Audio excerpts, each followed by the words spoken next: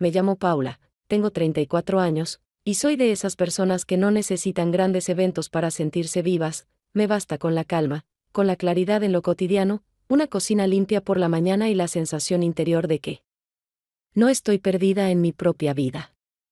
Trabajo en una agencia que se ocupa de iniciativas culturales, coordino proyectos donde siempre hay más caos del que parece desde fuera, por eso en una relación busco lo contrario, estabilidad, previsibilidad. Una especie de acuerdo silencioso que no necesite confirmaciones diarias. Álvaro, mi pareja desde hace 6 años, tiene 2 más que yo. Es ingeniero, con un rasgo muy marcado, la capacidad de concentrarse tan profundamente que el mundo que lo rodea puede desaparecer por completo, incluso si ese mundo está sentado junto a él en la misma habitación. Cuando Penélope, mi compañera de oficina, nos invitó a pasar unos días en un camping en la costa de Valencia, lo tomé como una oportunidad para despejar un poco la cabeza y, quizá, recordar cómo era estar con Álvaro fuera de casa, donde todo ya está dividido a la mitad. Desde hace tiempo, y vernos desde otro lugar, no como una costumbre, sino como una elección. Penélope es una persona luminosa, decidida, segura de sí misma, y aunque a veces su franqueza parecía una forma de controlar el espacio a su alrededor, siempre me resultó fácil estar con ella, porque nunca fingía. Su marido, Mario, arquitecto, era para mí más una figura de relatos, callado, con un punto irónico, más inclinado a observar que a explicar.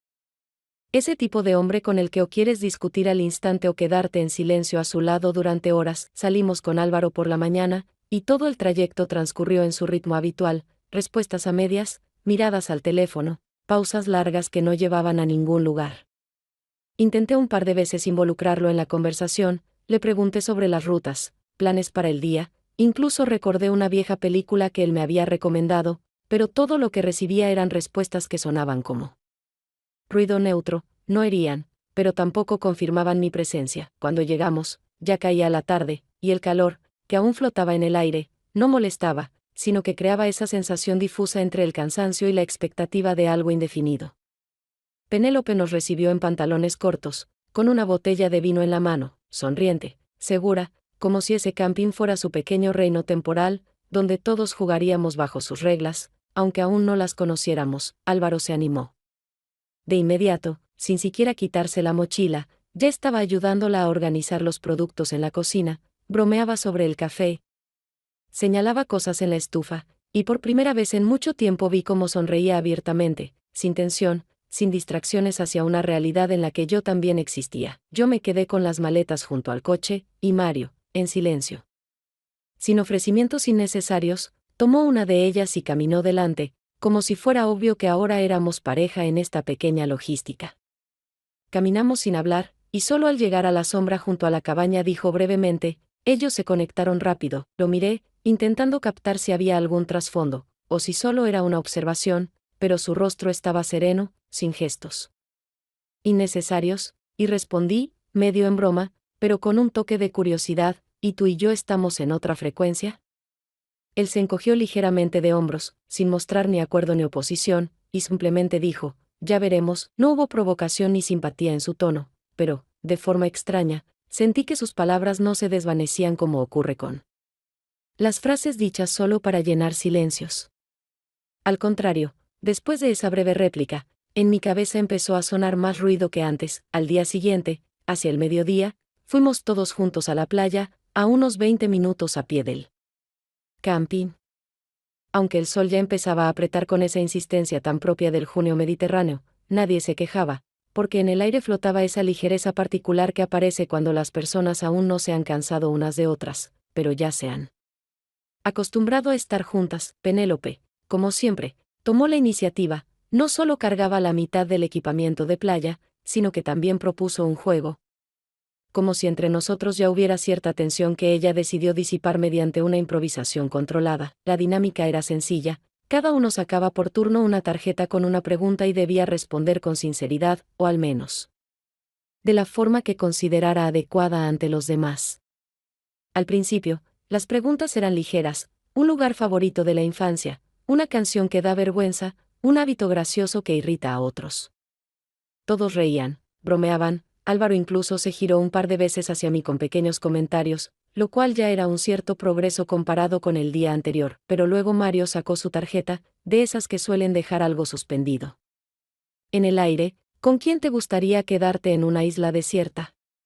Y sin hacer la más mínima pausa, respondió con calma, casi con desapego, con alguien que entienda sin necesidad de palabras. Su mirada en ese instante se deslizó brevemente sobre mí, casi imperceptiblemente, pero lo suficiente como para que entendiera que no lo dijo al azar. Aunque no lo dirigiera explícitamente hacia mí, dejó espacio para pensarlo.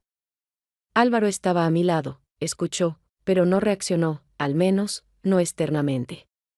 Solo se recostó hacia atrás y miró a Penélope, que en ese momento se arreglaba el bañador, y esa mirada no era solo de interés, era una forma de mirar que hacía mucho tiempo no dirigía hacia mí. Después de algunas preguntas más, que ya no provocaron confesiones, la atmósfera se quedó en suspenso por un instante, como si todos comprendieran que cierto nivel de despreocupación se había perdido, aunque nadie lo dejara ver. Álvaro, sin decirme nada, se levantó, le propuso a Penélope ir a nadar.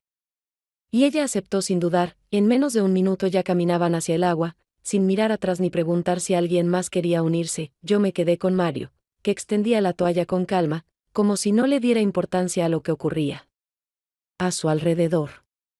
Sin embargo, su mirada aparecía de vez en cuando en la periferia de mi visión, como si esperara alguna señal, o tal vez quisiera mostrar que no esperaba nada. No hablamos. Yo miraba el mar, intentando concentrarme en algo simple, pero cada vez que el viento me tocaba la piel, sentía que no era solo el aire lo que se acercaba, sino el recordatorio de una presencia, algo que aún no se había convertido en suceso. Pero que ya no era simplemente paisaje. A la mañana siguiente, cuando el calor todavía no se había incrustado en cada movimiento y el aliento se mantenía libre, Penélope anunció que había que ir al pueblo cercano a comprar algunas cosas para la cena y, sin esperar respuesta, le pidió a Álvaro que la acompañara, como si su presencia fuera una condición indispensable para esa breve expedición. Álvaro asintió, se preparó rápido, sin aclaraciones ni esos pequeños gestos que antes, al menos, implicaban una invitación formal a conversar o una muestra de atención. Un gesto que en otro momento quizás habría pasado desapercibido, ahora destacaba por su ausencia. Yo estaba en el patio, con una taza de café, escuchando cómo los sonidos se desvanecían tras el motor del coche. Y aunque intentaba conservar la calma, en mí se instaló esa sensación familiar de desplazamiento, cuando la realidad ya no se siente estable, sino que fluye hacia otro estado para el cual aún no tienes instrucciones. En ese momento, apareció Mario a mi lado, saliendo de la sombra como si hubiese leído la situación con la misma claridad que yo. Dijo con total serenidad, sin ironía ni intención de consolar: aquí mandamos todos, y me quedé contigo no por celos ni sospechas, sino porque eres mejor compañía. No subimos a ningún coche, no buscamos excusas para una nueva aventura. Simplemente caminamos en dirección al viejo faro del que él había hablado de pasada el primer día. Al comentar algunas particularidades del lugar, el camino era estrecho, atravesando hierbas altas, con un aire que olía a sal, a piedras calentadas por el sol, y a algo indefinido que siempre acompaña a los sitios desconocidos.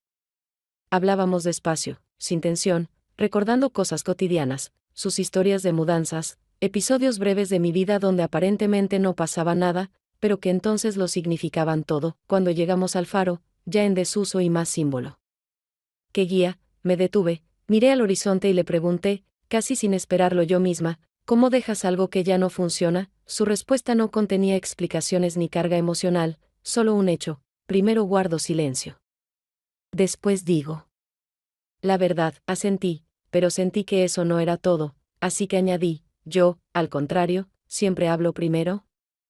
Y después callo, cuando ya es tarde. Esa simple diferencia, dicha casi entre líneas, me pareció más importante que cualquier otra conversación anterior, no porque revelara una gran verdad, sino porque después de esas palabras, el silencio dejó de estar vacío y se llenó de una comprensión exacta de lo que estaba pasando entre dos personas que aún no habían cruzado el límite, pero que ya no estaban en una distancia segura. A la mañana siguiente me desperté antes que todos, y en la habitación aún persistía ese tipo especial de silencio que solo existe justo antes de que despierte el día, con sus ruidos de vajilla, voces ajenas y la necesidad de volver a estar presente en conversaciones que a menudo camuflan el verdadero estado de las cosas. Salí con cuidado de la habitación, intentando no hacer ruido, aunque sabía que probablemente nadie notaría mi ausencia, porque los últimos días con Álvaro habían transcurrido como si cada uno de nosotros se hubiera vuelto fondo del otro. Y no una presencia que se desea tener cerca. Al entrar en la cocina, noté enseguida que él ya no dormía. Álvaro estaba sentado junto a Penélope, hablando animadamente, inclinándose uno hacia el otro, mostrando algo en la pantalla del teléfono. Y ni siquiera interrumpieron la conversación cuando me vieron en la puerta. Solo me lanzaron una mirada breve antes de volver a su tema, como si yo fuera una parte más del mobiliario, algo ya familiar que no requiere movimiento ni intervención. No dije nada, simplemente di media vuelta y entré en otra parte de la casa, donde en una segunda cocina, junto a la ventana, Mario estaba pelando naranjas con una calma que parecía ritual diaria, sin necesidad de testigos ni compañía. Al verme, asintió brevemente sin detenerse, y continuó con su tarea, tan natural que sentí el deseo de quedarme cerca, sin saber si habría conversación o solo un silencio compartido. Empezamos a hablar de forma orgánica, sin transiciones ni precauciones, primero sobre libros que uno recuerda no por sus tramas, sino por el estado que dejan al terminar, luego sobre viejas películas que ya casi nadie menciona. E incluso sobre recetas que, según él, solo deben prepararse una vez en la vida, porque al repetirlas, siempre pierden el sabor. Su manera de hablar no pedía confirmación ni acuerdo, solo llevaba la idea hasta el final, sin insinuaciones. Pero con una precisión que rara vez se encuentra en conversaciones entre personas que apenas empiezan a fijarse el uno en el otro. En un momento, sin haberlo planeado, dije algo personal, sobre cómo a menudo siento que explico más de lo necesario. Que mis palabras siempre tienen dos versiones, la que se dice en voz alta y la que queda entre líneas. Él me miró, sonrió levemente y respondió, sin cambiar de tono: cuando hablas, da la impresión de que el significado está oculto entre las palabras, no en ellas. Y eso no siempre es cómodo, pero siempre es interesante. Le pregunté, ¿cómo? Jugando, pero en realidad con atención. ¿Entonces eres lector o editor? Y él, sin dudar, respondió, soy recolector de fragmentos. Su respuesta podría haber sonado filosófica o confusa, pero por alguna razón sonó sorprendentemente sincera, como si realmente no buscara la totalidad en las personas con las que se cruza, sino que simplemente recogiera de ellas aquellos fragmentos que dejan huella, aunque nunca vuelvan a unirse en un solo todo. Aquella tarde, después del almuerzo, el calor se volvió espeso, como una tela que ni siquiera el viento podía mover. Y todos lentamente se dispersaron. Alguien se tumbó a descansar, otro abrió un libro, y Penélope, con una seriedad inesperada, anunció que tenía una llamada de trabajo y pidió no ser molestada durante una hora. Se encerró en la habitación con el portátil, dejando tras de sí el aroma de su perfume y un silencio que, de pronto, se volvió demasiado palpable. Álvaro se quedó dormido justo después del café, sin decirme una sola palabra, sin mirarme, sin ningún gesto que implicara quererme cerca. Y yo, sin ganas de permanecer en esas paredes que últimamente me oprimían más de lo que me protegían, salí al exterior y me senté en los escalones, solo para respirar un poco de aire sin tener que sentir nada o responder a nadie. Pocos minutos después apareció Mario, como tantas veces, saliendo de las sombras en el momento justo, como si supiera cuando yo estaba al borde, no del enfado, ni de la tristeza, sino de ese estado en que una desea ser otra persona, aunque solo sea por una hora. Me propuso ir a una galería de fotos, ubicada en un antiguo hotel a 10 minutos a pie. No sentí un deseo genuino por ver arte, pero acepté de inmediato, porque era una excusa para escapar de esa inmovilidad que últimamente se llamaba relación. Caminamos despacio, esquivando el sol directo, hablando de cosas mínimas. La ciudad que cambia más rápido que sus habitantes, como es tan fácil perder la sensación de estar en el lugar correcto, y sobre pequeños detalles que parecen insignificantes hasta que alguien más dice que le salvaron el día. La galería estaba tranquila, sin visitantes, solo una luz suave que caía sobre las instalaciones y unos paneles espejados que reflejaban figuras sin rostro, reemplazándolas por el reflejo de quienes las observaban. Una de esas instalaciones parecía una habitación vacía, con espejos colocados en ángulos tales que desde cada lado te veías a ti misma, pero con versiones distintas, como si intentaras juntar todas en un solo yo, y aún así siguiera estando roto. Mario se detuvo a mi lado, miró una de las superficies y dijo, buena metáfora, verse a uno mismo a través de otro rostro, incluso si ese rostro ya no está. Su voz era serena, sin grandilocuencia, pero con esa claridad interior que no se actúa ni se finge. Me giré hacia él porque quería decir algo, no sobre la instalación, ni los espejos, ni su significado, algo sencillo, quizás incluso banal, pero en el momento en que aún no alcanzaba a formular la frase, él se acercó y me besó. Lo hizo con calma, sin impulso ni urgencia, sin entusiasmo exagerado, como si ese gesto ya hubiera debido suceder desde hacía tiempo y simplemente hubiéramos esperado el momento correcto. No lo rechacé, pero tampoco respondí de inmediato. Me aparté medio paso, lo miré directo a los ojos y pregunté en voz baja, ¿qué significa esto? Y él, sin cambiar ni su posición ni su tono, respondió, probablemente nada.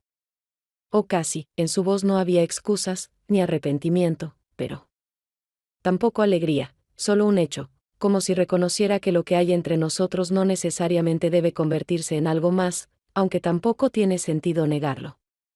No dijimos nada más.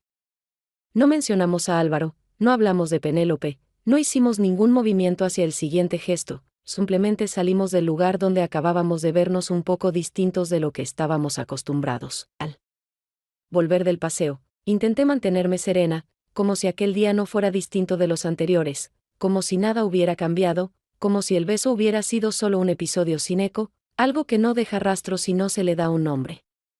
Pero por dentro sentía claramente que había regresado a la cabaña con un nuevo tono de pensamiento, con una tensión distinta en el cuerpo, una que no desaparecía ni cuando intentaba forzarme a retomar las rutinas, ordenar cosas, lavarme las manos, revisar mensajes, todo parecía un poco desplazado, como si el entorno familiar ya no ofreciera seguridad. Y cada gesto tuviera la sensación de haber sido observado, incluso si nadie decía nada. Después de la cena, cuando ya todos se dispersaban hacia sus habitaciones y el silencio volvía a instalarse en la casa, entré al dormitorio para tomar mi teléfono, que había dejado cargando, y casi por reflejo abrí el mensajero. Me congelé al instante, el chat con Mario ya no existía. Todo lucía como si nunca hubiera estado ahí, ni una palabra, ni una línea, ni rastro alguno. Primero pensé que era un fallo técnico o que lo había borrado sin querer, pero cuanto más miraba la pantalla vacía, más clara se volvía la verdad. Alguien había tomado mi teléfono, abierto el chat, leído todo y lo había eliminado.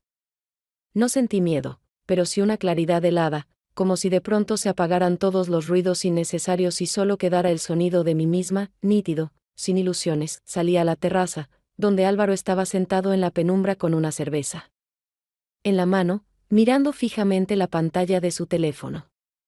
Al verme, ni bajó la mirada ni disimuló emoción alguna. Solo preguntó, en voz baja pero con absoluta claridad, ¿esto es serio? Su voz no era fuerte ni tensa, pero tampoco quedaba en ella un gramo de esperanza de que pudiera desmentirlo. No respondí, porque sabía que cualquier palabra sonaría falsa o insuficiente. Y él, sin esperar, añadió, ¿tienes algo que decir después de lo que vi? Tampoco había dolor en su tono, sino más bien un cansancio acumulado que por fin encontraba salida. Una fatiga que no buscaba protección, porque ya no había nada que justificar. Permanecimos en silencio unos minutos, yo de pie, él sentado, mirando aún su pantalla. En esa quietud no había expectativa de continuación. Al contrario, era una pausa después de un punto final, cuando ambos ya entienden que algo ha terminado y ahora cada uno por separado tendrá que decidir qué hacer con lo que queda, y fue entonces cuando dijo la frase que más dolía, ¿sabes? Uno puede perdonar casi todo, errores, huidas. Pero cuando te expulsan emocionalmente, eso ya no es culpa, es que dejaste de existir en la historia de alguien, aunque sigas físicamente al lado. Ya entrada la noche, cuando todo el camping se sumía en ese sueño ligero donde cada crujido de puerta, cada roce de las agujas de los pinos o sonido lejano del mar se percibía con nitidez, salí a los escalones de madera junto a la cocina. No esperaba a nadie, no planeaba hablar con nadie. Solo necesitaba estar unos minutos al aire libre, lejos de la habitación donde el silencio con Álvaro se había vuelto asfixiante, no por el calor ni el insomnio, sino por la densidad de lo no dicho y la conciencia de que, en realidad, todo esto venía gestándose desde hacía tiempo. Escuché los pasos antes de verlo, pero no me sorprendí cuando entre las sombras apareció Mario, porque él era el único de todos aquí que sabía estar en silencio sin usarlo como herramienta para eludir. Se sentó en el peldaño inferior, no demasiado cerca, pero tampoco a distancia prudente, y sin mirar me preguntó, Álvaro ya lo sabe, su voz era neutra, sin ansiedad, como si no necesitara la verdad para sí, sino simplemente confirmar algo inevitable. Asentí, tras una breve pausa, respondí, parece que sí. Lo vio, lo leyó, lo dijo todo tan directo que no intenté explicarle nada. Ya no tenía sentido. Mario no contestó de inmediato. Cuando lo hizo, su tono seguía igual de tranquilo. ¿Y ahora qué? ¿Ya sabes qué vas a hacer con esto? En esa pregunta no había interés en el desenlace, sino una forma de medir hasta donde estaba dispuesta a admitir lo profundo que habíamos caído en algo que, al principio, ninguno había planeado. Lo miré, largamente, con esa tensión contenida que se tiene cuando se intenta frenar el propio enojo sin esconder la verdad. Dije, todavía no sé quién fue más idiota, tú, por meterte en algo que no era tuyo, o yo, por permitirlo tan fácil, como si no afectara a nada importante. Mi voz no temblaba. Era la voz de alguien cansada, que por fin ve el costo de sus propias decisiones. Mario contuvo el aliento un segundo, luego habló con más dureza de la habitual, no finjas que te arrastraron. Lo querías tanto como yo. Ahora simplemente es más cómodo hacerte la víctima. Sus palabras no tenían ira ni resentimiento, sino la irritación de quien ve como otro intenta apartarse de su propia responsabilidad. No levanté la voz. Pero cada palabra mía cayó nítida. Puedes pensar lo que quieras, que fui fondo para tu impulso, que fui una coincidencia del momento, pero mientras tú buscas justificaciones, yo ya estoy contando todo lo que va a romperse por esto. Mario no respondió. Su silencio no fue noble ni resignado. Fue el silencio de alguien que no piensa defenderse, porque ya vio el final. Se levantó sin despedirse, sin una sonrisa, sin un gesto de arrepentimiento. Solo se puso de pie y se fue hacia la casa, dejando tras de sí el eco de sus pasos en la tarima de madera, como si no se alejara de este lugar, sino de algo más profundo, de ese instante en que algo comenzó, pero nunca llegó a ser verdadero, y en su partida no hubo ni adiós ni esperanza de regreso, solo un silencio que, esa noche, pesaba más que cualquier palabra. La noche siguiente, cuando los hechos ya no tenían forma de aristas agudas, sino que se acumulaban como sedimento al fondo de la convivencia. Penélope anunció de pronto que la velada sería ligera como un cóctel, y comenzó a organizar una parrillada improvisada, como si intentara reducir la tensión a nivel doméstico, ese donde todo se puede suavizar con buen vino y carne. Bien hecha, puso música, avivó las brasas, repartió tareas, bromeó, dio órdenes con esa soltura suya, y desde fuera todo parecía haber vuelto al ritmo habitual. Pero cada uno de nosotros, estoy segura, ya entendía perfectamente que las sonrisas eran más finas y los silencios más pesados. Mario, callado, se ocupaba de la parrilla con la precisión de quien prefiere tener las manos ocupadas para no dejar que las palabras se escapen. Álvaro, que no me había dirigido más que frases mínimas desde la mañana, de repente comenzó a hablar mucho más que en todo el día anterior, hacía chistes, comentaba lo que decían otros, incluso logró provocar varias risas. Y aunque por fuera parecía una recuperación, en cada uno de sus gestos yo veía claramente que era una forma de defensa.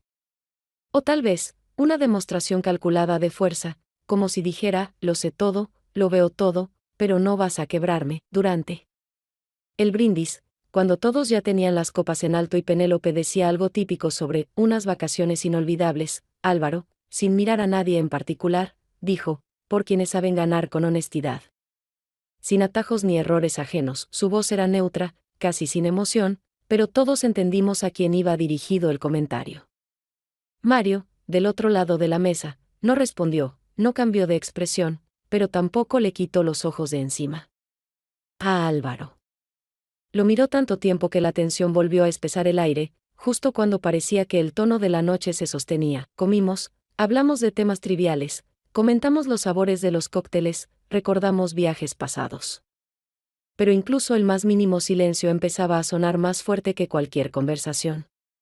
Me descubrí sin poder creer en ninguna de esas temáticas inofensivas, porque todas se habían convertido en una pantalla para ocultar lo que realmente sucedía. Un rato después, como si nada, Álvaro propuso jugar una partida de ping-pong con Mario, una competencia que antes había sido entre ellos una forma ligera de medirse, pero ahora era otra cosa.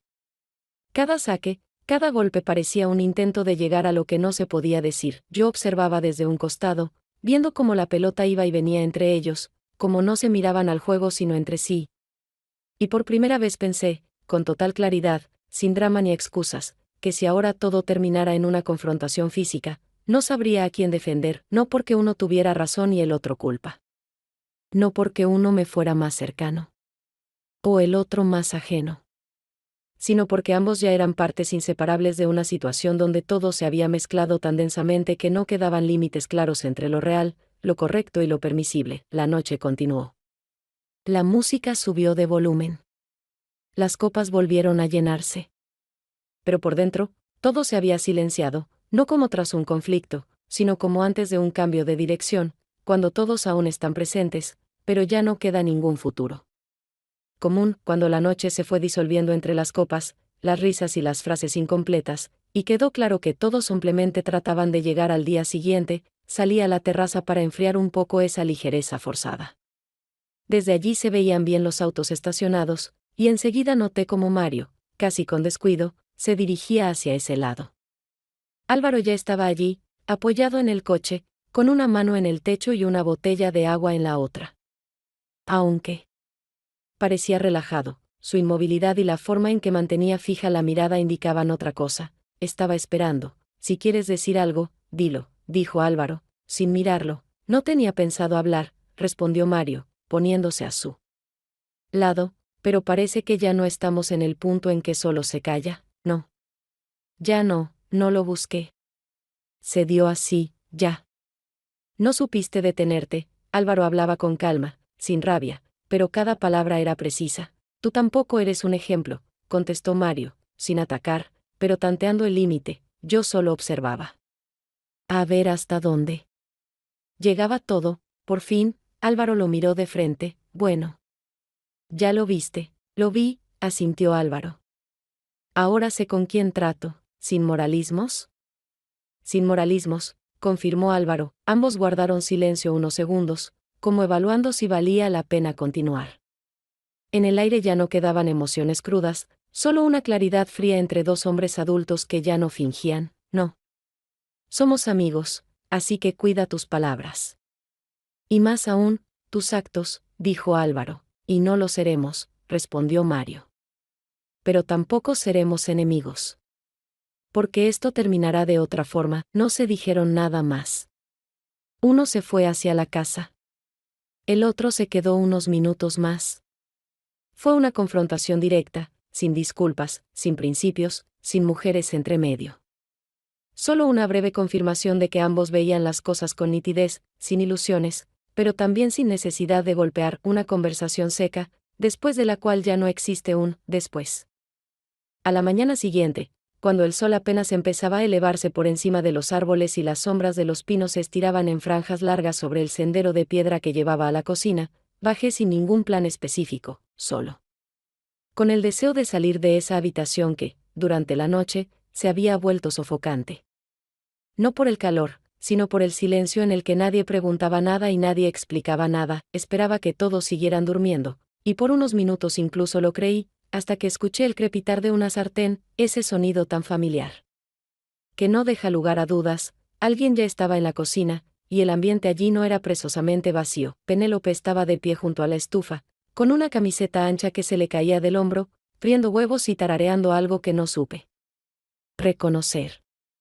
Se la veía tranquila, centrada, como si no le afectara en absoluto que la atmósfera en la casa hubiera sobrepasado hacía tiempo los límites de lo doméstico, sin convertirse abiertamente en conflicto. Parecía que cada uno aquí sabía exactamente qué papel le tocaba en un guión ajeno. Ella me miró por encima del hombro y sonrió, como siempre, como si aún fuéramos dos colegas en una pausa de oficina. ¿Mario fue honesto contigo? Pregunté sin emoción, porque no buscaba una respuesta. Quería ver su reacción, rápida, descontrolada, algo que rompiera un poco esa calma perfecta, pero no se sorprendió, ni se turbó, ni hizo esa pausa que hacen quienes necesitan tiempo para mentir. Su respuesta fue tan simple que dolió más: Mario nunca miente. Solo no cuenta lo que sobra, lo dijo con ese tono llano, como si no hablara del hombre que había sido parte de un triángulo delicado, sino de una nota de manual. Di unos pasos hacia ella, me apoyé en la mesa sin apartar la mirada, ¿Y eso te basta? No necesito todos los detalles para saber dónde estoy, respondió con calma, como si explicara algo obvio. ¿Entonces ustedes son abiertos? Negó con la cabeza mientras daba vuelta el huevo. Tenemos un acuerdo. No nos controlamos, pero tampoco nos engañamos. La libertad no es hacer lo que se quiere, es no tener que usar todo lo que se permite. ¿Y no crees que cruzó un límite? Penélope, sin mirarme aún, retiró la sartén del fuego, la colocó sobre un salvamanteles, y solo entonces levantó la mirada para preguntar con frialdad precisa. Se detuvo, no respondí enseguida.